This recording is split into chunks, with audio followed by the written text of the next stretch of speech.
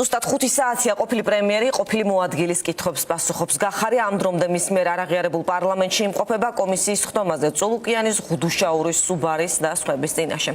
ამის გამო მას მწვავედ აკრიტიკებენ საზოგადოების სხვა ჯგუფები. რა უთხრა გახარიამ კომისიას 2019 წლის 20 ივნისზე გავრილობის ღამეზე, ამაზე გიამბობთ დეტალურად ცოტა ხანში. იქამდე კი სალომა ლაბაძე გვერდება ბოლო თემებით. ეს იყო ჩორჩანა საგუშაგო და გახარიას გადადგომა. ერთ ეპიზოდში სხვა შორის წულუკიანმა გახარიას უთხრა, რომ ელოდება პარლამენტში მაისში.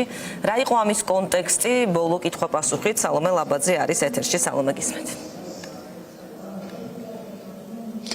გიორგი გახარიასთან დღევანდელი გასაუბრების ყველაზე საინტერესო ეპიზოდი შეიძლება ითქვას, რომ იყო მისი გადადგომის მონაკვეთის განხილვა, თუმცა ამაზე მოგვიანებით ვისაუბრებთ, მანამდე კი იმ შეკითხვების შესახებ, რომელიც ქართულმა ოცნებამ გიორგი გახარიას ჩორჩანას საგუშაგოს შესახებ დაუსვა. მაყურებელს შევახსენოთ, რომ ჩორჩანას საგუშაგო იმდროინდელი შინაგან საქმეთა მინისტრის, ანუ გიორგი გახარიას ხელმძღვანელობით 2019 წლის აგვისტოში აიგო სოფელ ჩორჩანას მიმდებარე საქართველოს მიერ კონტროლირებულ ტერიტორიაზე და როგორც გიორგი გახარია დღესაც განმარტავს, ამ გადაწყვეტილების მიზანი იყო ოკუპანტების შეკავება და იმის პრევენცია, რომ მათ დამატებით 1800 ჰექტარი მიწის ფართობი, კონკრეტულად კი ტყის მასივი არ მიეთვისებინათ, რაც მოხერხდა გახარიას განმარტებით, თუმცა ქართული ოცნების წარმომადგენლებისთვის გახარიას ეს მტკიცება არ არის დამაკმაყოფილებელი, ისინი არც ეთანხმებიან ამ მტკიცებას და ამბობენ, რომ სწორედ გახარიას ამ გადაწყვეტილებას მოყვა საოკუპაციო ხაზის ირგვლივ მდგომარეობის გაუარესება. რაც თეა წულუკიანის განმარტებით გამოიხატა იმაში,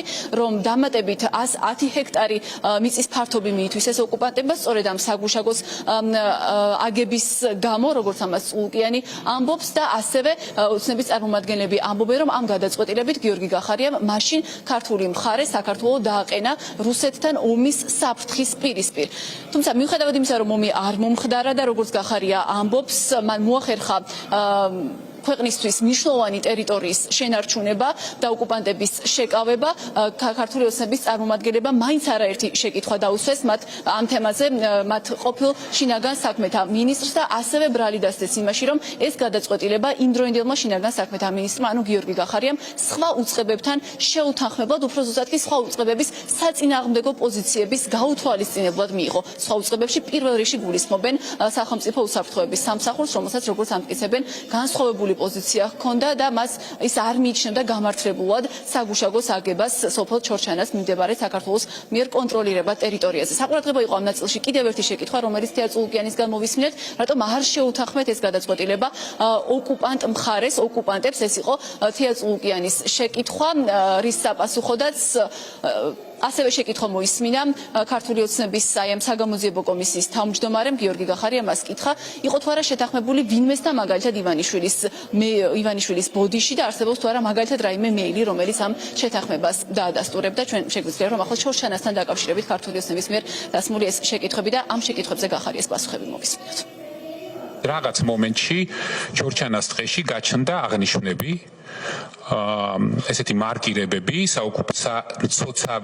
ცოცავი ანექსიის დროს, როდესაც ჩნდება. შემდგომ რაღაც მომენტში გაჩნდა ეს ეგრეთ წოდებული საოკუპაციო ხაზის და რეჟიმის მიერ საზღვრად აღიარებული ეს მწვანე ტრაფარეტები და პრინციპულად მნიშვნელოვანი იყო მაშინ, რომ ამ როგორც პრეცედენტულად რაიმე ახალი რუქის საფუძველზე შექმნილი რაიმე ახალი საზღვრის გადმოწევა არ მომხდარიყო. ამიტომ მაშინ იქ ძალიან ბევრი სახელმწიფო უწყება იყო ჩართული, როგორც ადგილობრივი ხელისუფლება, უბრალოდ გავწმინდეთ გზა, გავიყვანეთ გზა და გავაკეთეთ საგუშაგოები. ვისთან იყო შეთანხმებული, რომ ეს საგუშაგო იქ უნდა აღმართულიყო? იყო თუ არა ეს შეთანხმებული სახელმწიფო უსაფრთხოების სამსახურთან, იყო თუ არა შეთანხმებული მაშინ პრემიერთან? დღეს შედეგი ის გვაქვს, რომ ერთი საგუშაგოს ნაცვლად მივიღეთ იქიდან 5 საგუშაგო, აქედან 3 გარკვეული სიმაღლეებზე არსებობს. მაშინ იმ დროს მოყვა დაძაბულობა იმ დონეზე, რომ ოსებმა, სეპარატისტულმა რეჟიმმა სათყოფნაში მოიყვანა თავისი საჯარისო ფორმირებები და გავიარეთ ომის ზღვარზე. მე მესმის ახლა თქვენ რასაც ამბობთ და ეს აქცენტები როგორც იქ ტყვიები, მერაბიშვილი ახლა ომი უნდა იყოს. ამის პიარული და პროპაგანდისტული მნიშვნელობა მესმის, მაგრამ ფაქტია, რომ არანაირი ომი არ ყოფილა. და ფაქტია დამდგარი შედეგი, რომ ჩვენ არ დაუშვით პრეცედენტი. 1922 წლის რაღაც ფეიკ რუკით ვიღაცა ბიბილოვს ერთი უზარმაზარი კიდე ნაკვეთი ქართული ტყის წაეღო. სამწუხაროდ თქვენი ამ ქმედებების შემდეგ არამც თუ გადმოიწია. ეხლა მორიგ ტყუილ სიტყვით ეხლა. არა, ზუსტად გეტყვით, 100 გექტარი ტყი არის. ხაშურის რაიონში არის რამოდენიმე სოფელი და გადმოიწია საოკუპაციო. თქვენი ამ შეუთანხმებელი ნაბიჯის შედეგად და უფრო მეტი კიდე კარგი რომ ომის დაწყებას არ მოპრალებთ რა. ისეთი სისწრაფით მიდიხართ რომ მალე ომის დაწყებასაც დამაბრალებთ. საკუთარი ქვეყნის სურსის სახელმწიფო უსაფრთხოების სამსახურის სიურპრიზად, რომელსაც ოსებმა შეატყობინეს, რომ საგუჟაგოს ეს მაგარი სუსი ყოლია ოსებმა თუ შეატყობინეს, აქ გაქანებული მუშაობა მიდიოდა ერთი წუთით რა დავასრულო. და იმიტომ დავასრულო კაცო, იმ გედედე კი არა. 4 სამინისტრო მუშაობდა იქ. 4 სამინისტრო თხრიდა იმ გზას. როდესაც იქ საფრთხეები გაჩნდა და თქვენვე ითხოვეთ სუსი დამეხმაროსო. რა დამეხმარესო, რეებს ლაპარაკობთ. ხალბატონ, ეხლა საერთოდ აცდენილი ხართ, რასაც ლაპარაკობთ რა. არ არის ეს აღარ მინდა ეს დასკვნაში თქვენს პასუხებს შევიტანთ. აცდენილი ხარ. ამასაც შევიტან მე დასკვნაში რომ თქვენ მე მიპასუხეთ რომ მე ვარ აცდენილი, ეს თქვენი პასუხია. მე ეს დასკვნა გადაიგზავნება პროკურატურაში და ვინ რას ვართ აცდენილი. მე გამოიძიებთ და დამიჭერთ. ვის რაში ჭირდებით მე არ ვიცი. არავის შევთანხმდით. რას მომიყვანეთ მაშინ თუ არ ჭირდებით რა? თქვენით მოხვედით, ჩვენ დაგიბარეთ, ნუ მოხვიდოდით, მაგრამ პარლამენტში გინდათ და რა უნდა პარლამენტში ვერ შემოგიბედავთ. გაშინებენ ხო ქუჩის მავნებლები. თქვენ ხო იცით თქვენ რომ ჩემი შეშინება ესე აი თანაი ასე რაღაც მოგონილი თემებით მარტივი არ არის და ხო და აი მაისში გელოდებით სკამზე პლენარულ დარბაზში აი ესე და მე რომ თხოვოთ ცოტა უფრო ისე არა თქვენ როგორც მელაპარაკებით არა ეს მე თქვენთვის არ მithkhams მე მოდი შალმე რა ხდება ამ წუთებში გითხარით და ასევე გითხარით თემაზე რაც იყო შენი თქმითაც ერთ-ერთ ყველაზე საინტერესო როგორ გაიხსენეს ნიკა მელიას დაპატიმრების წინა პერიოდი უჩინარი კაცის ჩართულობა ამ პროცესში ეხსნომ ახლა სწორედ აი ამ ეპიზოდის, ანუ გიორგი გახარიას გადადგომის ეპიზოდის განხილვით გრძელდება, რომელიც როგორც უკვე აღინიშნა, სავარაუდოდ იკვეთება ამ გასაუბრების ყველაზე მნიშვნელოვან ნაწილად. მთავარი შეკითხვა, რაც ქართული ოცნების წარმომადგენლებმა დაუსვეს გიორგი გახარიას, იყო ის, რომ რატომ მიიღო მან 18 თებერვალს პრემიერ-მინისტრის პოსტიდან წასვლის, ანუ თანამდებობის დატოვების გადაწყვეტილება ნაცვლად იმისა, რომ როგორც პრემიერ-მინისტრს მას ეხელმძღვანელა ნიკა მელიას დაკავების სპეცოპერაციისთვის. ამ შეკითხვის საპასუხოდ კი გიორგი გახარია ადასტურებს, რომ ის იყო ნიკა მელიასთვის იმუნიტეტის მოხსნის მომხრე და შემდეგ იმის მომხრეც, რომ ნიკა მელია დაეკავებინათ, თუმცა როგორც გახარია ამბობს, 18 თებერვლის გამთენისას ოპერატიული ინფორმაციის საფუძველზე მან შეცვალა გადაწყვეტილება და საჭიროდ მიიჩნია ამ ოპერაციის გადავადება. სწორედ ამისთვის გახარიამ სადარომ პოლიცსაბჭო შეეკრიბა დილის 8 საათზე და ამ მიზნით შესაბამისი მესიჯების გაუგზავნა პოლიცსაბჭოს წევრებს. გახარია ამბობს, რომ მის იდეას, ანუ იდეას იმის შესახებ, რომ ეს სპეცოპერაცია გადავადებულიყო,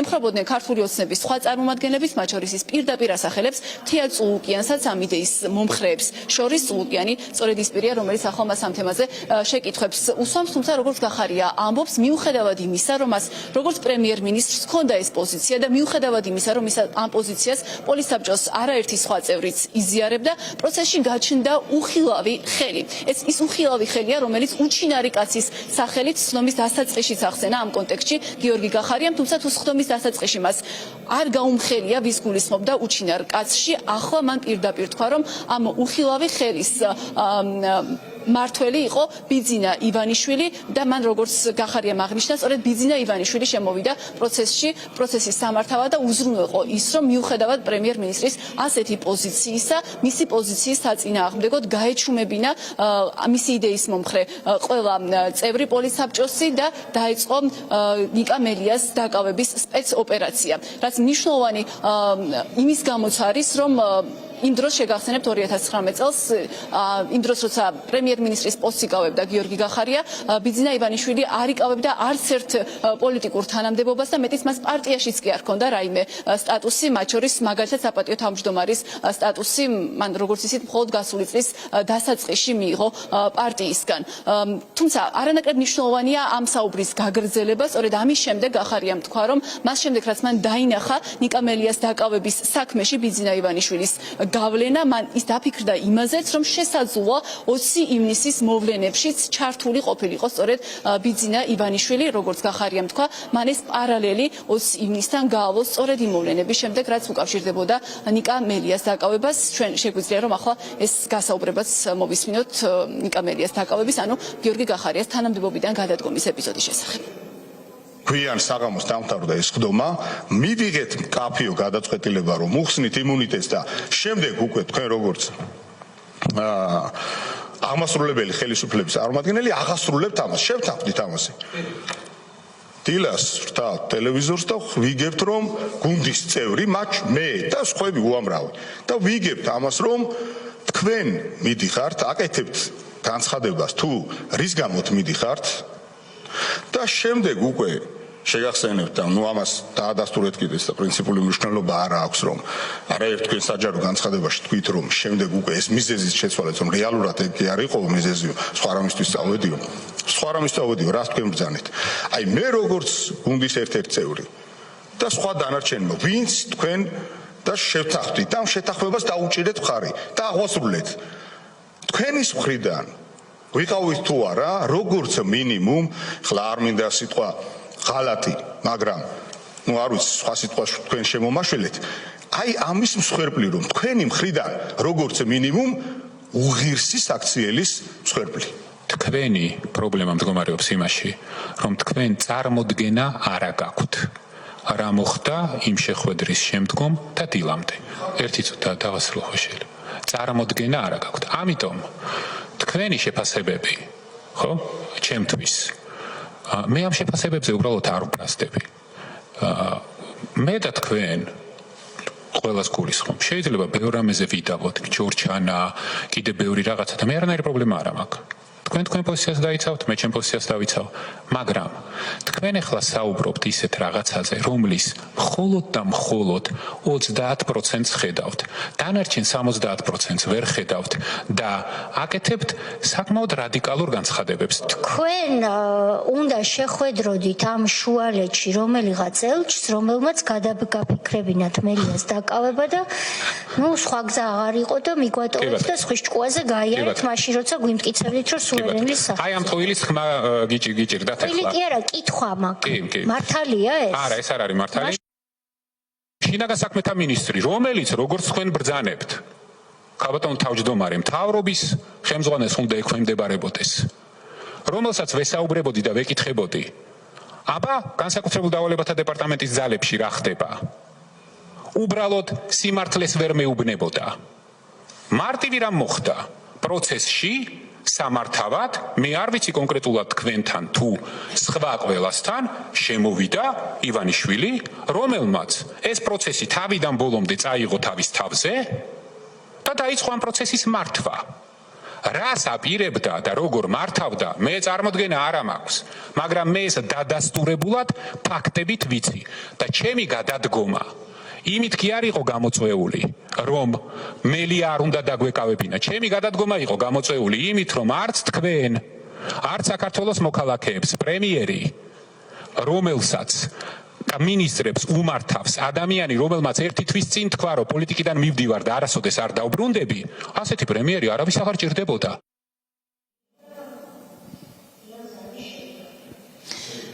ვიდრე ჩორჩანას ეპიზოდის განხილვას დაიწყებდნენ და ვიდრე შეკითხვების დასმას დაიწყებდნენ გახარიას გადადგომის ეპიზოდზე, რაზეც ახლაც მიმდინარეობს კამათი შეიძლება ითქვას თეატრის ყურკიანის კომისიასა და გიორგი გახარიას შორის, მანამდე ყველაზე მეტი დრო 3 საათნახევარი ამ კომისიამ დაუთმო 20 ივნისის თემაზე შეკითხვების დასმას და მიუხედავად იმისა, რომ ამ დროის, ანუ ამ 3 საათნახევრის განმავლობაში ქართულმა ოცნებამ არაერთხელ პირდაპირ კითხა გიორგი გახარიას, ვინ გასცა რეზინის ტყუების გამოყენების ბრძანება, გახარიას არც ერთ შემთხვევაში ამ თემაზე საპასუხო პასუხოდ ბიძინა ივანიშვილის სახელი და გვარი არ უხსენებია. ახლა კი როგორც უკვე გითხარით, გადადგომის ეპიზოდთან დაკავშირებით დასმული შეკითხვის საპასუხოდ გიორგი გახარიასგან ვისმენთ სწორედ ბიძინა ივანიშვილის ხსენებას. გახარია ამბობს, რომ ნიკა მელიას დაკავების ოპერაცია მისი, ანუ იმდროინდელი პრემიერ-მინისტრის სურვილისა და პოზიციის საწინააღმდეგოდ სწორედ ბიძინა ივანიშვილის მითითებით დაიწყეს და ამ მითითებას დაემორჩილა ყველა დანარჩენი წევრიც ქართული ოცნებისა, რაც გიორგი გახარიას უჩენს იმის ეჭვს, რომ შესაძლოა 20 ივნისის პროცესებშიც ხელმძღვანელი პირი, ანუ ის პირი, ვინც გიორგი გახარიასგან განსხვავებით გასცა რეზინის ტყუების გამოყენების ბრძანება, ყოფილიყო სწორედ ბიძინა ივანიშვილი. სწორედ ეს მოვისმინეთ, ეს განცხადება მოვისმინეთ ჩვენ კომისიის სხდომაზე გიორგი გახარიასგან. კომისიის სხდომა კი უკვე გრძელდება თითქმის 5 საათნახევრის განმავლობაში. სავარაუდოდ უკვე დასკვნით ეტაპზეა კომისიის ეს სხდომა, რადგან ბოლო თემა, რომელიც გიორგი გახარიასთვის შეკითხების დასასმელად შეარჩიეს თეა წულუკიანის კომისიის წევრებმა, არის სწორედ მისი გადადგომის ეპიზოდი, რაც უკავშირდება ნიკა მელიას დაკავების სპეცოპერაციას.